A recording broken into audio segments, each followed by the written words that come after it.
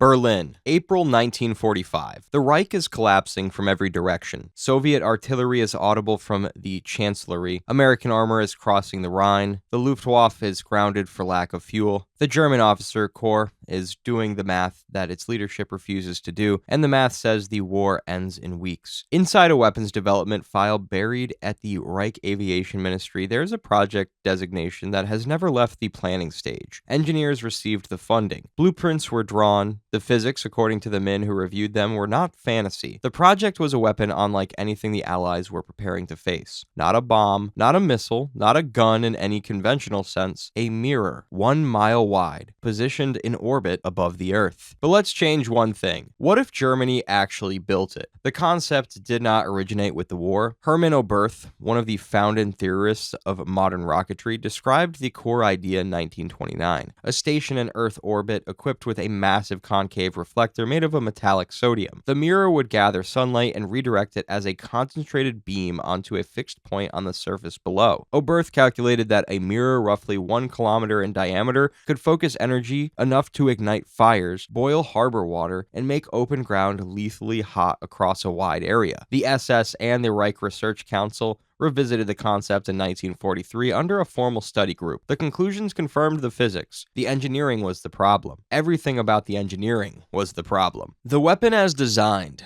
The orbital platform would need to sit at approximately 8,200 kilometers altitude, high enough for a stable orbit, low enough that atmospheric scattering did not dissipate the beam before it reached the ground. At that altitude, a single orbit takes roughly 4 hours. The mirror itself was proposed at 9 square kilometers of reflective surface. 1 square kilometer of focused sunlight delivers roughly 1.4 gigawatts of energy. 9 square kilometers produces over 12 gigawatts concentrated into a beam. Depending on atmospheric conditions and focus geometry, the ground footprint of that beam at operational intensity covers an area between 50 meters and several kilometers in diameter. The difference matters. A tightly focused beam at 50 meters is a precision incinerator. A diffuse beam at 2 kilometers is something closer to a regional furnace. The question the German engineers faced was not whether the weapon could work, it was whether it could be built with the materials and launch capacity of 1940s Germany, and whether it could be built fast enough to matter. In this alternate scenario, the answer is yes, barely, at an extraordinary cost. The V2 program demonstrates that Germany can put objects into near-space trajectories. A scaled expansion of that program, combined with modular mirror assembly in low orbit, makes the Sun gun technically achievable by late 1944. The program consumes resources that in actual history went to jet aircraft and conventional armaments. In this scenario, those resources go here instead. The war on the ground deteriorates faster as a result, but the weapon reaches operational status. The deployment problem. The Sun gun is not a rapid response weapon. It cannot be aimed like a rifle. The orbital platform follows a fixed track and the Earth rotates beneath it. Targeting requires predicting where the platform will be and where the target will be at the moment the beam intersects the surface. German astronomers and ballistics officers spent months developing firing tables for this exact problem. The window during which any given target falls within beam range lasts between 8 and 22 minutes per orbit. Miss the window, wait 4 hours. The weapon is powerful. It's not agile. And every allied intelligence agency in Europe is now looking for it. The first deployment. The platform achieves operational status in November 1944. The first target selected is not a city. It is a convoy, an Allied fuel and ammunition convoy moving through northern France toward the front lines. The platform passes overhead at 10:47 in the morning. The beam takes approximately 40 seconds to reach operational intensity at the surface. The convoy consists of 300 vehicles stretched over 11 kilometers of road. The beam footprint at this altitude, with the mirror configuration used, covers roughly 200 meters. It moves with the orbit. The vehicles it touches do not burn gradually. Fuel tanks reach ignition temperature in seconds. Rubber tires and wooden cargo frames go first. What happens to the men inside is not something the German planners described in clinical terms, but the documents are specific about what happens to the ammunition. Secondary explosions from the ammunition trucks create a chain of detonations along the center section of the convoy. The beam passes across the column for 6 minutes before the orbital geometry carries the platform out of range. Approximately 140 vehicles are destroyed or disabled. The remaining vehicles scatter off the road and into the surrounding farmland. No aircraft were responsible simple. No artillery position is found. Allied command receives the damage report and has no framework for what caused it. Not yet. The first response from Allied intelligence is that a new type of long-range incendiary rocket is responsible. The conclusion is wrong, but it takes 2 weeks to identify why it was wrong. The recognition. A Royal Air Force photo reconnaissance aircraft flying a routine mission captures a sequence of images over a 40-minute window in which a perfectly circular scorch pattern appears on a field in Belgium with no preceding aircraft activity and no artillery trajectory consistent with the damage geometry. The scorch moves in a straight line, roughly east to west, across 3.4 kilometers of ground. A British scientific officer named Reginald Victor Jones,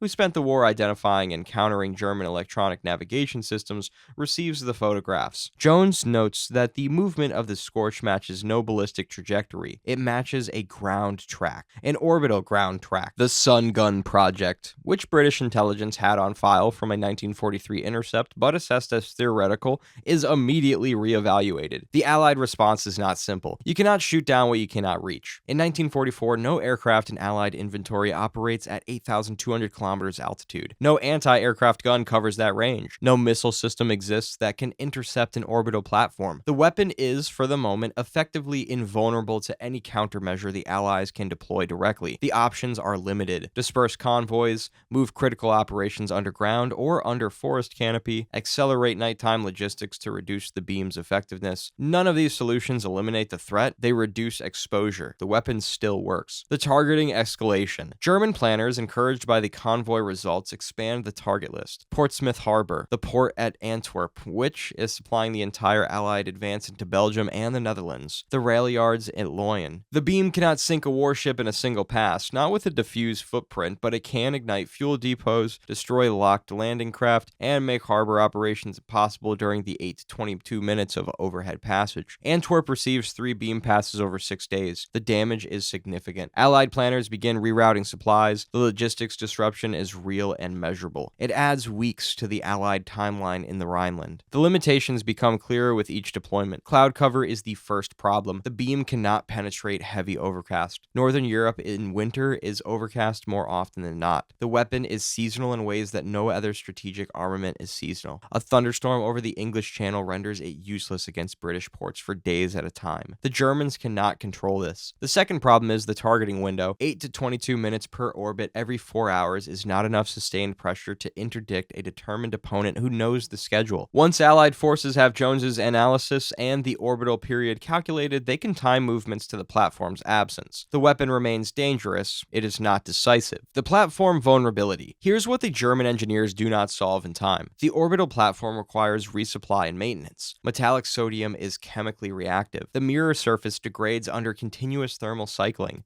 The platform was designed with a theoretical service life of approximately 18 months before the reflective coating requires replacement. There is no mechanism for replacement. The V2-based launch system can lift components into low orbit, but docking and assembly at 8,200 kilometers is beyond anything the program has demonstrated. The platform begins degrading in effectiveness by month 7. By month 11, beam intensity at the surface has dropped by roughly 40%. This is still enough to start fires. It is no longer enough to cause instantaneous ignition in hardened targets. The Soviet problem. The German planners designed the Sun Gun primarily as a weapon against Anglo-American logistics in Western Europe. They did not adequately account for the Eastern Front. Soviet forces advancing from Poland in early 1945 present a fundamentally different target profile. Red Army supply operations are distributed, decentralized, and frequently underground. Marshalling yards are deep inside Soviet territory beyond the platform's politically useful orbital windows for most of the winter campaign. When German planners attempt to redirect targeting priorities eastward, they discover that the orbital geometry makes sustained pressure on the Eastern Front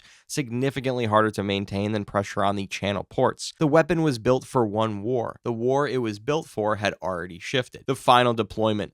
By March 1945, the platform is operating at roughly 55% original capacity. Allied logistics have adapted. Dispersed convoys, nighttime movement, and covered staging areas have reduced the operational impact to harassment rather than strategic interdiction. German forces on the ground continue retreating. The platform cannot stop armored columns moving through forest roads. It cannot prevent air superiority. It cannot replace the divisions that no longer exist. On the 14th of March 1945, a German operator fires a beam at a concentration of American armor near Cologne. The beam strikes open farmland 3 kilometers from the intended target. Atmospheric refraction on the degraded mirror output has introduced targeting error that the firing tables no longer account for. The armor moves through the following morning. The outcome: Germany surrenders in May 1945, roughly on schedule. The Sun gun added approximately 3 months to Allied logistics planning in the West. It altered convoy routes, delayed the Antwerp supply operation, and caused casualties and material losses that are difficult to precisely quantify, but not difficult to characterize as significant. It did not change the outcome. It could not have changed the outcome. A weapon that cannot function through cloud cover, cannot target mobile forces effectively, and degrades at a rate faster than it can be maintained is not a war-winning instrument. It is an expensive, spectacular, and ultimately insufficient one. The Allied officers who wrote post-war assessments of the program noted this with varying degrees of restraint. The platform continues orbiting for several years after the surrender. No nation in 1945 has a mechanism to deorbit it. It passes overhead every 4 hours. The mirror surface continuing to pit and oxidize, no longer focused by anyone's targeting tables. Astronomers track it. Engineers argue about what it would take to retrieve it. A physicist in New Mexico who spent the war on a different project entirely requests the German technical files and spends a weekend reading them. What he writes in the margin of one particular page is not recorded. The platform eventually loses orbital stability and begins a slow years-long descent. It breaks apart on re-entry sometime around 1952. Ground observers in 3 countries report unusual meteor activity on the same evening in August of that year. Most of them do not know what they are watching.